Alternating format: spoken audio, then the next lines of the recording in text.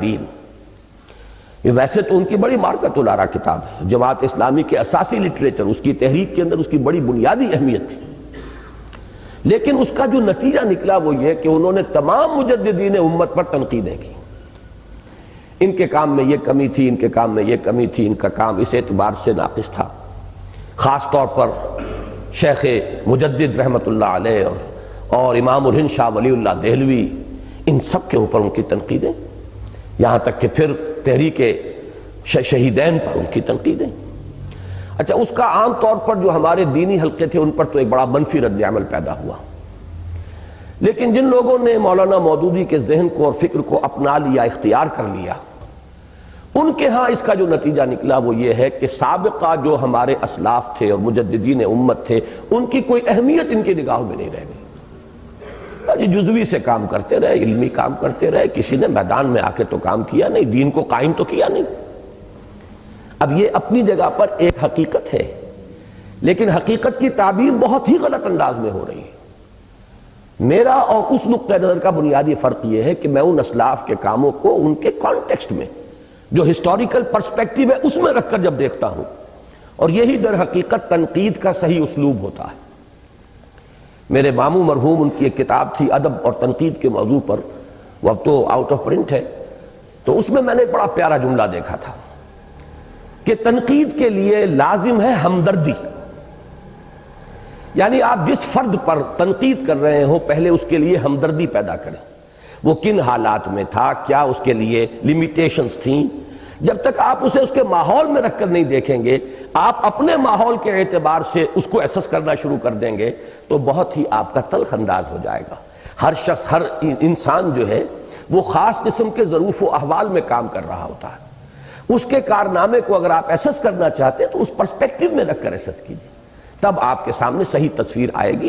ٹھیک ہے، اسلاف کو بت بھی نہیں بنا لینا چاہیے، یہ بھی نہیں ہے کہ وہ معبود ہو گئے ہیں، ان پر اگر کہیں کسی درجے میں تنقید کی بھی ضرورت ہو تو وہ ہمدردانہ تنقید ہوگی، ادب کے ساتھ ہوگی، ان کے مقام اور مرتبے کو ملحوظ رکھتے ہوئے ہوگی۔ اختلاف ہمارے علماء بھی کرتے ہیں، لیکن ان کا انداز بالکل مختلف ہوتا ہے، اور مولانا مودودی کے قلم میں کاٹ جو ہے وہ بالکل دوسری ہے، اور اس کے نتیجے میں یہ فکر پیدا ہوئے مجدد کامل تو کوئی پیدا ہوا ہی نہیں، یہ تو سب جزوی مجددین تھے، اصل کام تو کیا ہی نہیں کسی نے۔ میں جو یہاں بات کہہ رہا ہوں وہ یہ ہے کہ اصل کام کی ضرورت پڑی ہی نہیں تھی، اس لیے کہ پوری عمارت تو گری نہیں، رفتہ رفتہ یہ تو 1200 برس میں جا کر یہ عمل جو ہے عمارت کے گرنے کا یہ مکمل ہوا ہے۔ شاہ اسماعیل شہید نے منصب امامت نامی کتاب میں 6 منزلیں قرار دی ہیں امامت کی، ان میں سے یوں سمجھیے کہ ایک منزل گر گئی خلافت راشدہ کے فوراً بعد، لیکن باقی تو حکومت کا معاملہ سارا، شریعت کی تنفیذ، یہ سب کچھ چل رہی تھی۔ ہاں، اوپر حکومت جو ہے اس کے اندر اب وہ اس کا ریپبلکن نیچر جو ہے وہ ختم ہو چکا تھا، اب وہ ایک قبائلی عصبیت کی بنیاد پر حکومت تھی، اور یہی عصبیت جو لفظ ہے ابن خلدون کے فلسفے کا یہ بہت اہم لفظ ہے۔ عصبیت تو درکار ہوتی ہے کہیں اجتماعیت کے لیے، تو اسلامی عصبیت سے آگے بڑھ کر وہاں ایک قبائلی عصبیت جو ہے اس نے آ کر وہ بنو امیہ کی عصبیت یا بنو عباس کی عصبیت وہ بنیاد بنی ہے حکومت کی تشکیل کی، لہذا یقیناً 6ٹھی منزل تو گر گئی لیکن ابھی 5 منزلیں انٹیکٹ تھیں۔ تو اس کی یہ بات اچھی طرح سمجھ لیجئے کہ یہ ہمارے اور ان کے نقطہ نظر میں، اللہ تعالیٰ انہیں بھی معاف کرے، لیکن یہ کہ جو غلطی پیدا ہوئی اور اس کا جو تاثر غلط پڑا ہے ذہنوں پر، اس کی اصلاح کی ضرورت ہے۔ حالانکہ بات بالکل واضح اور سیدھی ہے کہ ابھی عمارت بالکل منہدم ہوئی ہی نہ تھی کہ بالکل نئی تعمیر کی حاجت ہوتی، بلکہ صرف شکستہ اور بوسیدہ ہوئی تھی، اور ضرورت ہی صرف جزوی اصلاح و استحکام کی تھی۔ کوئی دیوار گرنے لگی ہے اسے آپ ذرا مضبوط کر دیجئے، کوئی شہتیر گرنے لگا ہے اس کے نیچے کوئی سپورٹ دے دیجئے، کہیں رنگ روغن خراب ہو گیا ہے آپ نیا رنگ روغن کرا دیجئے۔ تو چونکہ ابھی عمارت گری ہی نہیں تھی لہذا بنیاد سے تعمیر کا ابھی کوئی مسئلہ ہی نہیں تھا۔ اس رنگ میں دیکھیں گے تو اب ان میں سے ہر ایک کا کام بہت نمایاں نظر آئے گا، اس کی عظمت دل میں قائم ہوگی، ان کا ادب اور احترام اور ان سے ایک محبت جو ہے وہ ہمارے دلوں میں پیدا ہوگی۔ اس کا ایک دوسرا سبب اور بھی ہے، عسکری تنظیمیں اور تحریکیں کیوں نہیں چلی؟ ایک سوال پیدا ہوتا ہے نا کہ یہ آخر جب خلافت کا نظام جو اصل تھا وہ جب ختم ہو گیا اور ملوکیت آ گئی تو کیوں نہیں پھر خلافت کی تجدید اور احیاء کے لیے اور اس کو دوبارہ ریسٹور کرنے کے لیے کیوں نہیں میدان میں آئے؟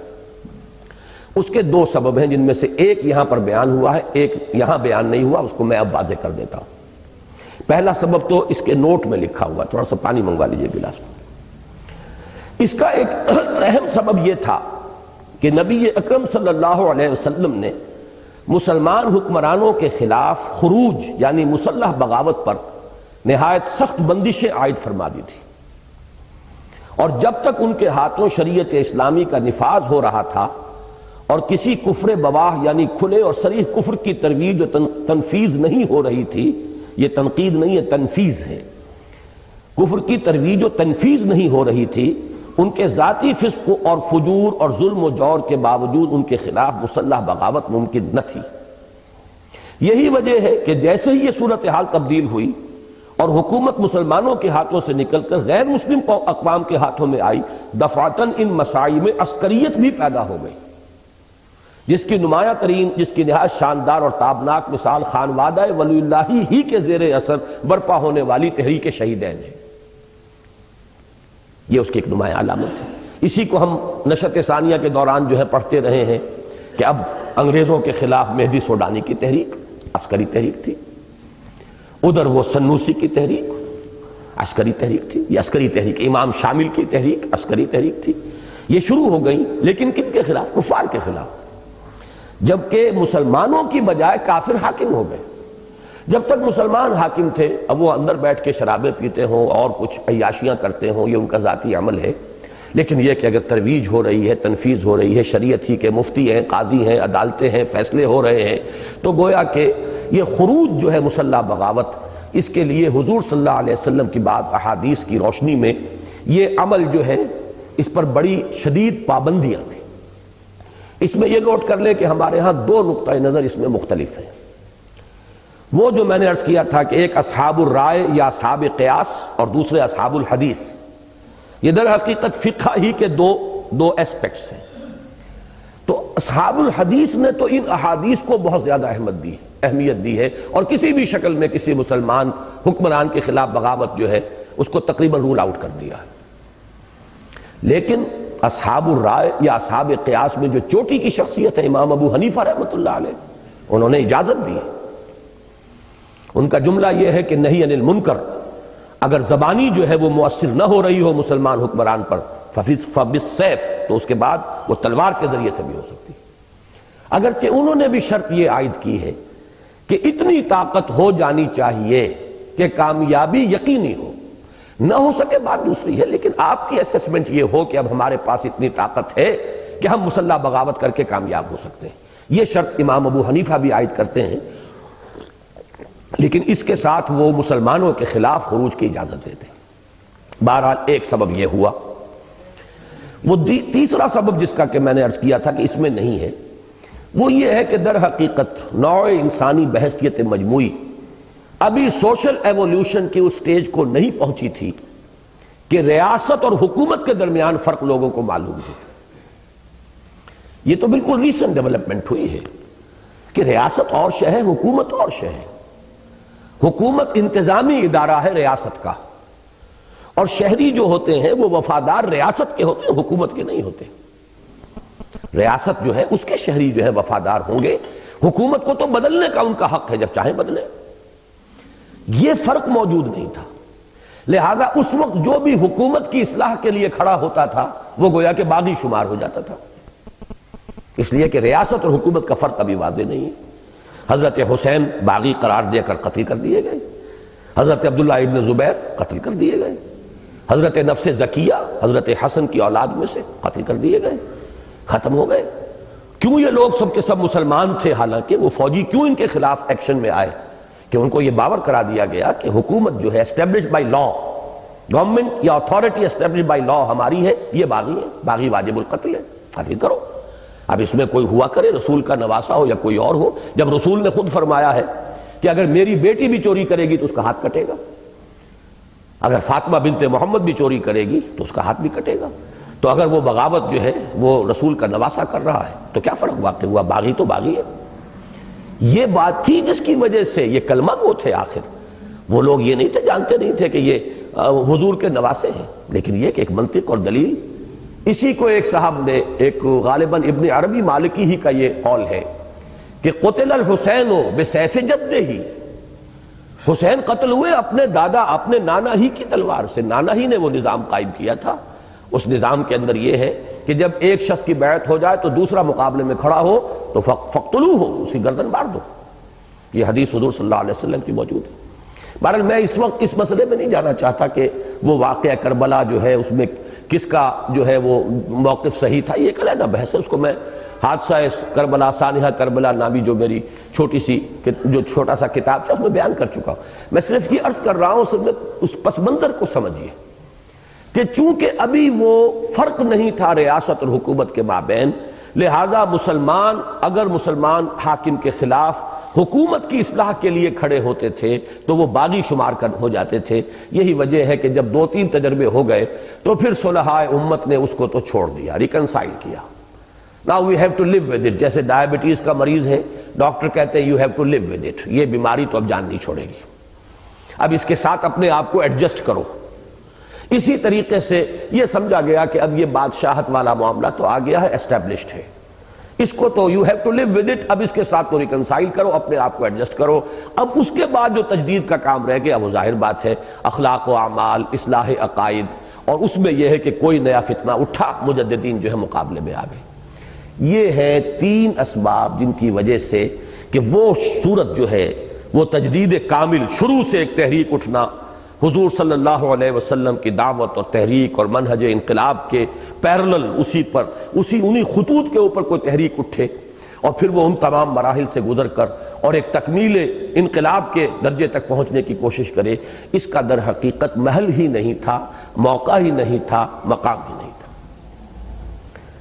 یہ تو جیسا کہ ہم مفصل عرض کر چکے ہیں اس 20ویں صدی کے آغاز میں ہوا کہ ملت اسلامی کا بوسیدہ قصر گویا دفعتاً زمین پر آ رہا اور اسلام اور مسلمان دونوں اپنے زوال و انحطاط کی آخری حدوں کو پہنچ گئے. یہ جملہ بہت عمدہ ہے، میں نے آج صبح جو کہا تھا، ایک ہے اسلام کا عروج و زوال، ایک ہے مسلمانوں کے عروج اور زوال. مسلمانوں کا معاملہ تو 2 دفعہ ہو کر آیا یہاں، اسلام کا تو مسلسل آ رہا ہے. اس کے لیے بڑی بہترین تمثیل میرے ذہن میں آئی ہے. مکہ مکرمہ سے 2 راستے جاتے ہیں طائف کو، یا یوں کہیے طائف سے 2 راستے آتے ہیں مکہ مکرمہ. ایک کو طریق الجبل کہتے ہیں، پہاڑی راستہ، ایک دم بڑی چڑھائی آتی ہے، اور ایک ہے بڑے تدریجن، اتنا سلو انگریڈینٹ ہے اس کا جو سلوپ ہے کہ پتہ ہی نہیں چلتا. وہ طریق السیل کہلاتا ہے. اس سے آپ جائیں پتہ ہی نہیں چلے گا کہ آپ پہاڑ پر چڑھے، اس لیے کہ رفتہ رفتہ تدریجن. تو یوں سمجھیے کہ اسلام کا معاملہ جو ہوا ہے وہ تو تدریجن 1400 برس میں، 1300 برس میں، 1200 برس میں یہاں تک پہنچا. امت مسلمہ کے اتار چڑھاؤ جو ہے وہ پہاڑی راستے کے مانند ہے. پہاڑی راستے میں تو اتار چڑھاؤ پھر اتار. تو اس طریقے سے امت مسلمہ 2 عروج 2 زوال سے 2-4 ہو کر پہنچی، اور اسلام تدریجن گرتے گرتے یہ دونوں کوئنسائیڈ کر گئے ہیں آ کر اس صدی میں کہ دونوں چیزیں جو ہے اپنے زوال کی انتہا کو پہنچ گئیں، بلکہ پچھلی صدی میں پہنچ چکے تھے. اور ایک طرف کروڑوں کی تعداد میں ہونے کے باوجود مسلمانوں کی حالت حدیث نبوی کے الفاظ کے مطابق غثاء السیل یعنی سیلاب کے جھاگ سے زیادہ نہ رہی. اور دوسری طرف اسلام اور قرآن دونوں بھی حضور صلی اللہ علیہ وسلم کے الفاظ کے مطابق اس حال کو پہنچ گئے کہ لا یبقى من الاسلام الا اسمہ ولا یبقى من القرآن الا رسمہ. لہذا قانون فطرت کے عین مطابق احیاء کا ہمہ جہتی عمل بھی شروع ہو گیا. اس احیائی عمل کے بارے میں بھی بعض بنیادی حقائق ذہن نشین رہنے چاہیے. ہم نے سابقہ کا ذرا ایک تذکرہ کیا ہے، اس میں ایک نقطہ نظر کے اندر یہ کجی ہمیں اپنے اندر نہیں آنے دینی چاہیے. ہر ایک کو شاہ ولی اللہ ہوں، احمد سرہندی ہوں، اور سید احمد شہید ہوں، اور ان کے علاوہ دوسرے جو بھی بزرگان ہمارے ہیں ملت کے، امت کے، انہوں نے مجددین کا جو بھی تاریخ ہے ہمارے سامنے، اس سب کو رکھیے ذہن میں. تو اس کا جو نقشہ ہے ہر ایک کا ایک احترام، محبت، ان سے ایک عقیدت کا تعلق، ان کے کام کو ان کے اپنے پرسپیکٹیو میں، ہسٹوریکل پرسپیکٹیو میں رکھ کر دیکھنا، یہ نقطہ نظر ہونا چاہیے، بجائے اس کے کہ ہم بڑے سبجیکٹیو انداز کے اندر خود اپنا ایک تصور کامل قائم کر کے اس کے حوالے سے ان کے اوپر جو ہے وہ بہت سخت قسم کی تنقیدیں شروع کر دیں. اب احیائی عمل کے بارے میں بھی بعض بنیادی حقائق ذہن نشین رہنے چاہیے. مثلا ایک یہ کہ یہ کوئی سادہ اور بسیط عمل نہیں ہے، بلکہ اس کے متعدد گوشے ہیں جن میں سے ہر ایک میں اولو العزم افراد اور جماعتیں برسر کار ہیں، جو بظاہر ایک دوسرے سے جدا اور مختلف بلکہ بعض پہلوؤں کے اعتبار سے متضاد ہونے کے باوجود اس وسیع تر احیائی عمل کے اعتبار سے ایک دوسرے کے لیے باعث تقویت ہے. جو میں نے آج صبح عرض کیا تھا کہ ہوتا کیا ہے، یہ بھی ہماری طبعی کمزوریوں میں سے ہے. ہم نے ایک کام سلیکٹ کیا، ہم نے سمجھا یہی سب سے اعلیٰ ہے، اسی کی ضرورت ہے، لیکن اب یہ کہ ہر وقت اٹھتے بیٹھتے جب اسی کا چرچا ہوگا، اسی کا ذکر سنیں گے، جو اجتماع ہوگا اسی پر درس ہوگا، اسی پر تقریر ہوگی، ہوتے ہوتے کارکنوں کا حال یہ ہو جاتا ہے کہ بس وہی وہ ہے اور کچھ ہے ہی نہیں. یہ بہت بڑی فکری اعتبار سے بہت بڑی خامی ہوتی ہے. دائیں بائیں دوسرے کام، دوسرے جو بھی مسائی ہیں ان کو صحیح اسیس کرنا، ان کو بھی ان کے پرسپیکٹیو میں رکھنا، ان کے لیے بھی ایک احترام کا جذبہ اپنے دل میں ہونا، ان کی بھی مسائی کو قابل قدر سمجھنا، یہ بہت ضروری ہے. اب میں جو لفظ یہاں میں نے کہا کہ بعض تحریکیں ہو سکتا ہے کہ بالکل متضاد ہوں، اس کی میں مثال دے رہا ہوں کہ تبلیغی جماعت کی تحریک اور جماعت اسلامی کی تحریک بالکل متضاد ہے. ایک انتہائی منظم اور اس کی تنظیم کا جو ہے نقشہ وہ دفتری بھی ہے اور اس میں سرکولرز بھی ہیں اور دفاتر ہیں اور سب کچھ ہے. ایک وہ ہے کہ جن کے ہاں سرے سے کوئی اس کا دور دور کہیں گزر ہی نہیں. تنظیم وہ بھی ہے لیکن بغیر دفتریت کے ہے. ادھر پروپیگنڈا اور پبلسٹی اور اس کے طوفان اور اس پر اب تو لاکھوں روپے خرچ ہو رہے ہیں. ادھر اشتہار تو دور رہا، وہ اخبار میں خبر بھی دینا پسند نہیں کرتے. تضاد تو دیکھیے ذرا. ادھر یہ ہے کہ فلسفہ، فکر، دلائل، براہین، ادھر جو ہے نہیں، تقوی، عمل، دین، عبادت، زہد، ذکر، اس پر زور ہے. وہ سیاست میں نہ صرف داخل ہوئے بلکہ ہمتن سیاست بن گئے، اور وہ سیاست کا ذکر دعاؤں میں بھی برداشت نہیں کرتے کہ اے اللہ اچھے لوگوں کو حکومت دے. یہ بھی وہ نہیں کہتے، قطعاً نہیں، یہ بھی تمہاری دعا میں بھی سیاست نہیں آنی چاہیے. وہ اس انتہا کو پہنچے ہوئے ہیں. تو ہر اعتبار سے ایک دوسرے کا اینٹی تھیسس. یہاں لٹریچر، وہاں تو وہ صرف فضائل کی کتاب، وہ بھی کوئی مولانا الیاس صاحب کی لکھی ہوئی نہیں ہے، وہ تو بعد کی ایک ایڈیشن ہے. مولانا الیاس کی نہ کوئی کتاب نہ کوئی لٹریچر.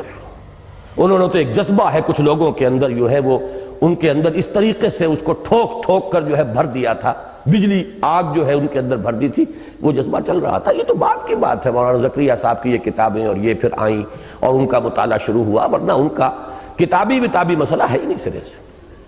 وہ سارا جو ہے وہ عمل ہے، محنت ہے، جد و جہد ہے، باہر نکلنا ہے.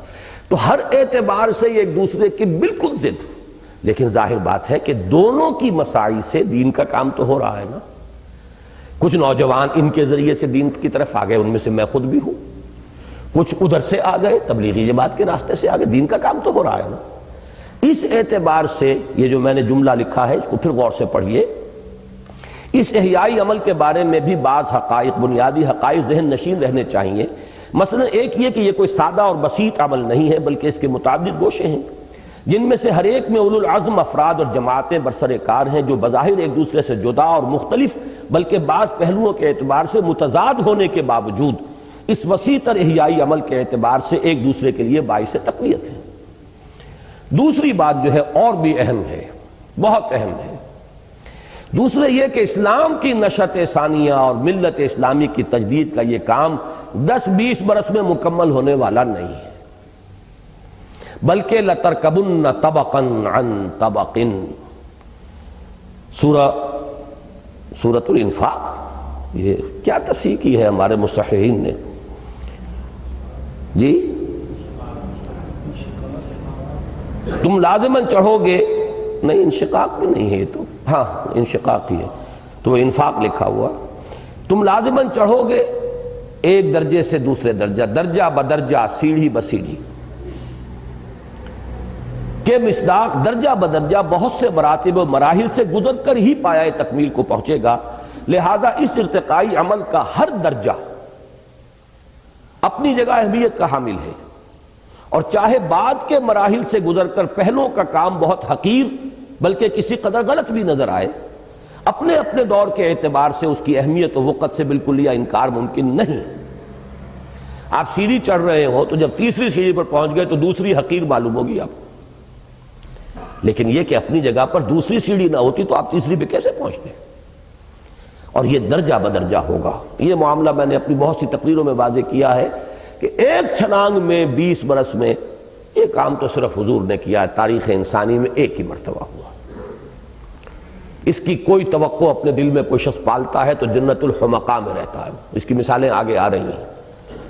وہ بہت ہی بڑے فتنے کا موجب ہو جائے گا اگر کوئی شخص سمجھتا ہے کہ یہ میری زندگی میں یہ کام ہو جانا چاہیے۔ آگے میں نے لکھا، اس کی مثالیں آ جائیں گی۔ اجلت ہوتی ہے تو اسی وجہ سے ہوتی ہے کہ میں تو اب بوڑھا ہو رہا ہوں، اب جلدی سے کوئی سیدھے راستے سے اگر سیدھی انگلیوں سے گھی نہیں نکل رہا تو اب ٹیڑھی انگلیوں سے لگا لو، بائی ہک اور بائی کرک۔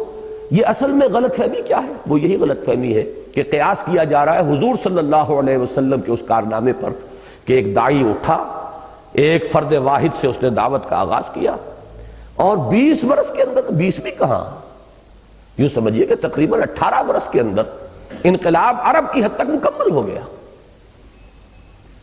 20 برس اگر کہیں گے تو وہ ہجری ہوں گے، ذرا اس میں کم کر لیجئے تو وہ 19 برس چلیے، یوں کہہ لیجئے 12 برس مکی دور کے، 8 برس جو ہے وہ مدنی دور کے، اس لیے کہ فتح مکہ جو ہے سن 8 میں ہو گئی، فتح حنین بھی سن 8 کے اندر حاصل ہو گئی۔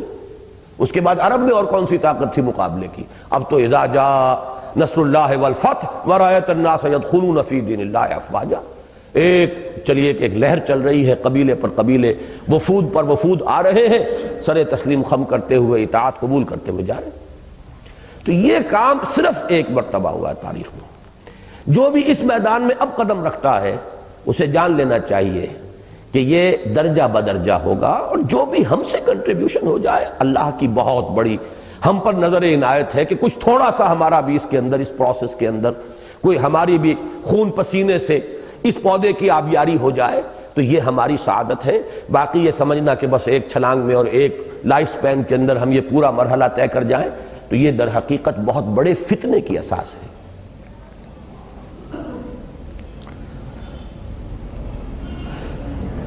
تیسرے یہ کہ اس ہماگیر تجدیدی جد و جہد میں اگرچہ افراد کی اہمیت اپنی جگہ مسلم ہے، تاہم جماعتوں اور تنظیموں کے مقابلے میں کمتر ہے۔ پھر جماعتیں بھی تحریکوں کی وسعت میں گم ہو جاتی ہیں، اور بالآخر تمام تحریکیں بھی اس وسیع تر احیائی عمل کی پہنائیوں میں گم ہو جاتی ہیں جو ان سب کو محیط ہے۔ یہ بھی ذرا باریک بات ہے، عام لوگوں میں شخصیت پرستی کا مادہ ہوتا ہے۔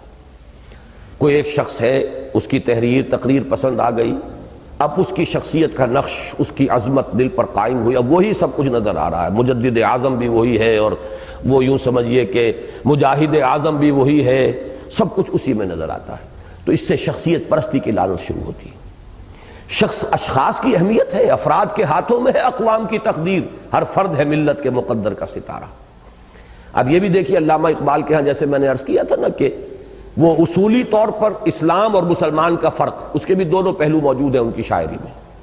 تو نہ مٹ جائے گا ایران کے مٹ جانے سے، نشہ میں کو تعلق نہیں پیمانے سے، اور کہیں ممکن ہے کہ ساقی نہ رہے جام رہے، ہم تو جیتے ہیں کہ دنیا میں تیرا نام رہے۔ دونوں چیزیں موجود ہیں اور اپنی جگہ پر دونوں کے اندر جزوی حقیقت ہے۔ اسی طریقے سے افراد کے ہاتھوں میں ہے اقوام کی تقدیر، ہر فرد ہے ملت کے مقدر کا ستارہ، ایک طرف یہ بھی ہے، اور دوسری طرف وہ شعر بھی ہے کہ موج ہے دریا میں اور بیرون دریا کچھ نہیں۔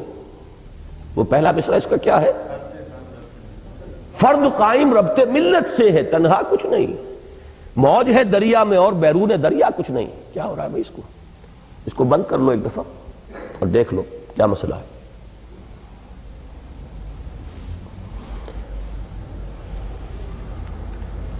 تو میں یہ عرض کر رہا تھا کہ یہ دونوں بھی اپنی اپنی جگہ پر حقیقتیں ہیں، یا ایک حقیقت کے دو اسپیکٹس ہیں کہ ایک طرف افراد کی بڑی اہمیت ہے، تحریکیں اٹھتی ہی افراد کے بل پر ہیں۔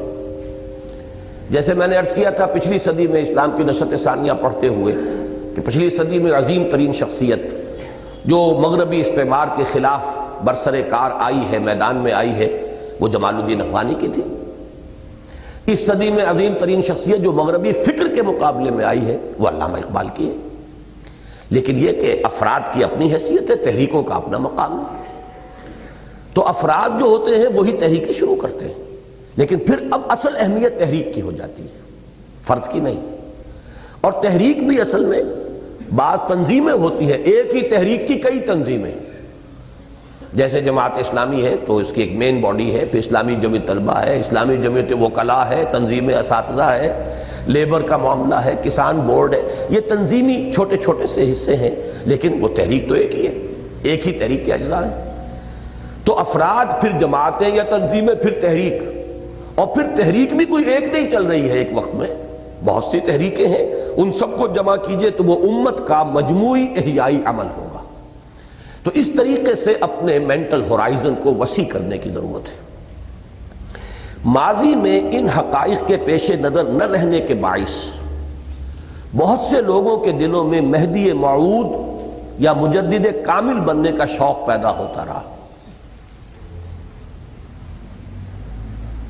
اس لیے کہ ایک تو مہدی تھے ہمارے جو جون پوری، وہ تو کئی صدیوں پہلے کی بات ہے، مہدی جون پوری، جن کے ماننے والے جو ہیں مہدوی اب بھی بہت بڑی تعداد میں، حیدرآباد دکن میں تو بہت بڑی تعداد میں، جنوبی ہند میں کچھ، میں نے ایک دفعہ سنا تھا، میں نہیں کہہ سکتا کہ یہ جو ذکری فرقہ ہے جو بلوچستان میں، وہ بہت ہی واللہ ضلالم بعیدہ والی بات ہے، وہ بھی شاید اسی مہدوی تحریک کی کوئی شاخ ہے، واللہ عالم، میں یقین سے نہیں کہہ سکتا، مجھے یاد پڑ رہا ہے کہ کسی اخباری مضمون میں نے یہ دیکھا تھا۔ لیکن یہ غنیمت رہی، انہوں نے مہدی سمجھا انہیں، اور ان کی عظمت اور ان کا وہ سب کچھ رہا، لیکن نبوت کا نہیں معاملہ ہوا۔ وہ باقی لوگوں کو کافر نہیں کہتے، لیکن ان کا اپنا ایک فرقہ جو ہے مکمل مہدوی، اور یہ بہادر یار جنگ جو تھے، بہت بڑے خطیب، مسلم لیگ کے بہت بڑے کارکن، یہ مہدوی تھے، اور مہدویت اب بھی موجود ہے۔ اس مرتبہ دورہ حیدرآباد کے دوران مجھے سابقہ پیش آیا ہے ان کے بعض لوگوں سے، اور ان کے بہت ایکسٹریمسٹ ویوز ہیں۔ تو مہدی بننے کا شوق، جو بھی کوئی کام کرنے کے لیے اٹھا، اس نے کہا چلو مہدی والی حدیثیں جو ہے وہ شاید میرے لیے تھی، اور میں ہی اس کام کا جو ہے در حقیقت ان تمام احادیث کا مصداق ہوں۔ یا یہ کہ اسی طرح مہدی موعود اور مسیح موعود، یہ غلام احمد قادیانی صاحب، انہیں خیال آیا وہ مسیح کو جو آنا ہے وہ مسیح موعود تو میں ہی ہوں۔ اسی طریقے سے مجدد کامل کا کوئی تصور، کوئی ذہن کے اندر کسی کے جو ہے وہ خناس پیدا ہو جائے کہ بس اب یہ کام میرے ذریعے سے ہوگا، میں اس مقام پر پہنچ گیا ہوں، تو یہ چیزیں بڑی یعنی نیگیٹو نتائج ان کے نکلتے ہیں۔ اور کیوں نکلتے ہیں؟ اس حقیقت کو پیش نظر نہ رکھنے کی وجہ سے جو تین میں نے بیان کی ہیں۔ ایک تو یہ کہ یہ کام ہونا تو ہے، لیکن نہ ترکبن نہ طبقا نہ طبق، جو 20 برس میں حضور نے کیا تھا وہ اگر ہمارے ہاتھوں 200 برس میں ہو جائے تو بہت بڑی بات ہے۔ 200 برس میں ظاہر بات ہے 8 نسلیں نکل جائیں گی، کوئی حرج نہیں، ہر ایک کی کنٹریبیوشن ہے، ہر ایک کا اس کے اندر جو ہے وہ اس پروسیس کو آگے بڑھانے میں اس کا رول ہے۔ دوسرے یہ کہ ایک ہی وقت میں بھی بہت سی تحریکیں ہوتی ہیں، بظاہر مختلف، بلکہ مخالف بھی ہو، بہت سے اعتبارات سے متضاد ہوں، لیکن ذہن کو وسیع رکھنا چاہیے کہ یہ سب اس احیائی عمل کے اندر کہیں نہ کسی محاذ پر، کسی گوشے میں یہ بھی کام کر رہے ہیں۔ اور تیسرے یہ کہ افراد، پھر تنظیمیں، پھر تحریکیں، اور پھر ہمہ جہتی احیائی عمل، یہ جو ہر چیز کو اپنی جگہ پر رکھنے کا اگر ذہن کے اندر جو ہے یہ استعداد پیدا ہو جائے تو پھر انشاءاللہ اس قسم کے فتنوں کا سد باب ہو جائے گا۔ ماضی میں دوبارہ پڑھ لیجئے، ان حقائق کے پیش نظر نہ رہنے کے باعث بہت سے لوگوں کے دلوں میں مہدی موعود یا مجدد کامل بننے کا شوق پیدا ہوتا رہا ہے، جس کے نتیجے میں طرح طرح کے فتنے اٹھتے رہے ہیں، اور اچھی بھلی تعمیری کوشش کا رخ تخریب کی جانب مڑتا رہا ہے۔ ویسے مولانا مودودی کے بارے میں اللہ کا یہ شکر ہے کہ وہ ایسے کسی بھی دعوے کے بغیر دنیا سے گئے ہیں۔ لوگوں کے ذہنوں میں کوئی تاثر ہو تو ظاہر بات ہے یہ پھر ان کا اپنا فعل ہے، کسی بھی دعوے کے بغیر وہ اس دنیا سے رخصت ہو گئے، یہ ایک بہت ہی اچھی بات ہوئی ہے ان کے بارے میں، اور میں یہ سمجھتا ہوں کہ اس کا ہمیں یہاں پر ذکر کر دینا چاہیے کہ اگرچہ بہت سے لوگوں کو یہ اندیشے تھے کہ یہ تو مہدی کا دعویٰ کرنے والا ہے اور یہ اپنے آپ کو مجدد کامل سمجھتا ہے، بہت سے مخالفین نے یہ باتیں کہی ہیں، یہ بھی تاثر تھا کہ جماعت اسلامی والے صرف اپنے آپ کو مسلمان سمجھتے ہیں، اپنے سے باہر کسی کو مسلمان ہی نہیں سمجھتے، نسلی مسلمان، قانونی مسلمان، حقیقی مسلمان اپنے آپ کو سمجھتے ہیں، یہ سارے تاثرات تھے۔ لیکن میں یہ سمجھتا ہوں کہ مولانا مودودی پر اللہ کا یہ بڑا فضل و کرم ہوا ہے، جیسے کہ انہوں نے کہا بھی تھا کہ میں ان تمام دعووں سے دامن بچا کر اللہ کے ہاں حاضر ہو جاؤں گا، پھر جواب دہی انہیں کرنی پڑے گی کہ جنہوں نے یہ باتیں جو ہے میرے بارے میں کہیں اور یہ اندیشے اور خدشے ظاہر کیے۔ اور میں بھی اس صف کے اندر آپ کو بتا دوں کہ میرا نام بھی لکھا ہوا ہے، میرے بارے میں بھی کہا گیا تھا یہ نبوت کا دعویٰ کرنے والا ہے، اور یہ سن 70-71 میں کہا گیا ہے۔ اور یہ کہ بدقسمتی سے مولانا امین حسن اصلاحی صاحب بھی ایک خاص وقت میں ان پر جب ایک منفی جذبہ میرے بارے میں پیدا ہوا ہے تو واقعہ یہ کہ تمام حدود اور قیود کو وہ کراس کر کے اس انتہا کو پہنچ گئے تھے کہ قادیانیت کے ساتھ ہماری مشابہت قائم کر دی تھی، اور یہ چیزیں جو ہیں باقاعدہ ایک دو ورقے کی شکل میں ہزاروں کی تعداد میں یہاں تقسیم ہوئی ہیں۔ یہ ہمارے ہاں مخالفت جو ہے، جب مولوی مخالفت پر آتا ہے تو ظاہر بات ہے کہ اس کے پاس تو یہی ہتھیار ہے، اسی فتوے اور اس کی گالیاں یہی ہوتی ہیں، اور تو